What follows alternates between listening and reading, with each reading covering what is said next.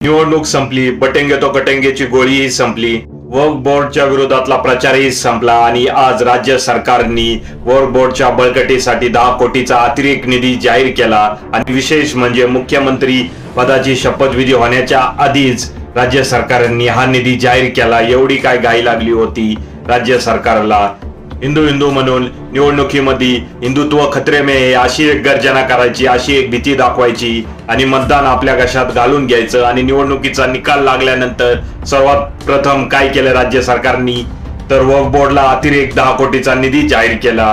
वक्फ board म्हणजे नेमकं काय, वक्फ बोर्डचा विषय काय आहे हे समजून घेण्यासाठी हा पुढील रील्सचा व्हिडिओ पहा. भाईजान ये घर देखे कितना खूबसूरत लग रहा है ना, माशाल्लाह। ऊपर वाले ने चाहा तो हम भी अपनी बेगम के साथ ऐसी आलीशान घर में रहेंगे। तो बुला लो अपनी बेगम को। अरे भाईजान, क्योंकि अब से ये जमीन वक्फ की प्रॉपर्टी है। ओ मियाँ, ये मेरे बाप दादाओं की भूमि है जिसके ऊपर खून पसीने की कमाई से बनाया हुआ मेरा घर है नहीं था, क्योंकि अब से ये वक्फ बोर्ड का है। कौन सा बोर्ड? वक्फ बोर्ड यानी कि मैं जिस भी जमीन पर हाथ रखकर ये बोल दूं कि मेरा मानना है या मुझे लगता है कि ये जमीन आज या कई सालों पहले किसी मुसलमान के पास थी जिसने इसे वक्फ को दान कर दिया था, तो अब से उस जमीन पर अल्लाह का अधिकार है और उसकी देखरेख का काम हमारा है। क्या बात कर रहे हो भाईजान? क्या सबूत है तुम्हारे पास कि ये जमीन तुम्हारी है? हाँ हाँ, क्या सबूत है तुम्हारे पास इस जमीन की मलकियत का? इस जमीन का एक एक कागज मेरे पास है, और अगर तुझे ऐसा लगता है कि ये जमीन तेरी है तो अपने कागज दिखा और ओनरशिप प्रूफ कर।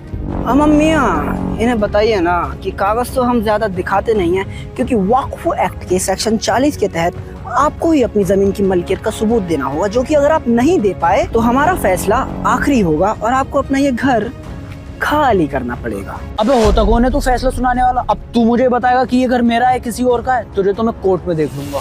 नहीं देख पाओगे। हम अम्मियाँ, इस खलीफा को तो सेक्शन 85 भी नहीं पता, जिसके हिसाब से वक्फ के मसलों में दूसरा कोई भी कोर्ट दखल अंदाजी नहीं कर सकता और ना ही तू वहाँ जा सकता है। और अगर मेरे फैसले से कोई भी दिक्कत है तो अपने कागज दिखाने हमारे ही वक्फ ट्रिब्यूनल में आ जाना। अबे कैसा एक्ट है यार ये? तेरे खिलाफ लड़ने के लिए तेरे ही लोगों के पास जाना पड़ेगा। अब यही तो कट है जिस पे दुनिया पट है। आ मेरी जान, चलो और साहब जी, अपनी बिटिया की शादी है अगले महीने, तो उसके लिए मैं अपनी जमीन का कुछ हिस्सा रेड्डी साहब के नाम करना चाहता हूँ। तो जो भी कागजाती काम है वो आप जल्दी से निपटा दीजिए। पर राम गोपाल, ये जमीन तो तुम्हारी है ही नहीं। क्या? हाँ, हमारे रिकॉर्ड में तो तुम्हारे क्या, तुम्हारी पूरी गांव की जमीनें वक्फ बोर्ड की दिख रही हैं और उनके बोर्ड से एनओसी लाए बिना तुम इसे बेच नहीं सकते। ऐसा लगाओ साहब, मेरी बेटी की शादी रुक जाएगी और कुछ नहीं है मेरे पास।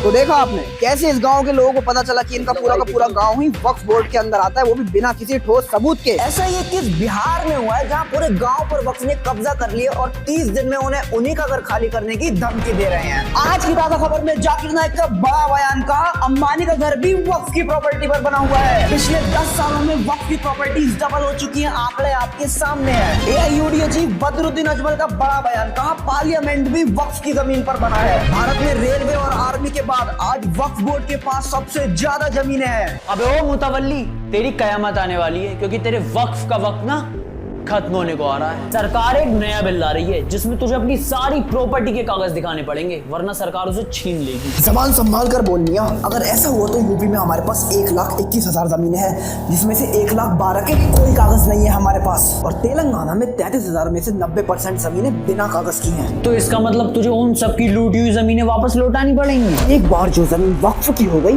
तो कयामत के दिन तक वो वक्फ ही रहेगी।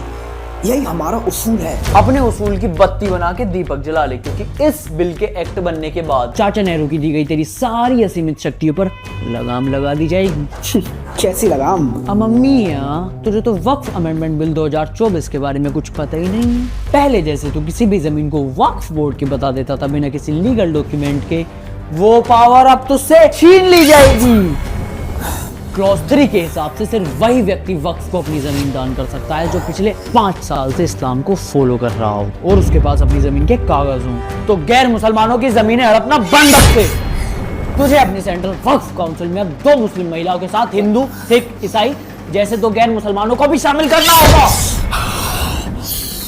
जितनी भी सरकारी जमीनें वक्फ के पास हैं फिर से वो सारी सरकार की हो जाएंगी। या अल्लाह, ये बिल पूरी तरह से इस्लाम और मुसलमानों के खिलाफ है।